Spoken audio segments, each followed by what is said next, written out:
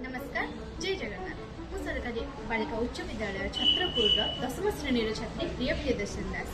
आज आम विद्यालय एमर्जिंग टेक्नोलॉजीज जहाँकि ऑफिशियल तरफ अनुष्ठित होता जो कैंप देखी आमको एआई साइबर सिक्योरिटी आईओटी एवं रोबोटिक्स ए विषय विभिन्न तथ्य उपर अवगत करागला। यही कैंप आम विद्यालय थरे मात्र अनुष्ठित होती आम चाहूँ कि ये कैंप आम विद्यालय अनेक थर अनुष्ठित हो एवं आम यह अधिक किसी जानवा चेष्टा करूँ। यही कैंप केवल आम विद्यालय नुह आम भारत समेत ओडिशा समस्त विद्यालय अनुष्ठित हो यह आमर प्रार्थना अटे। यही कैंप आसी टीचर्स मानक बहुत बहुत धन्यवाद जनाऊँ कारण से आमको अति सुंदर भाव में बुझाई। धन्यवाद।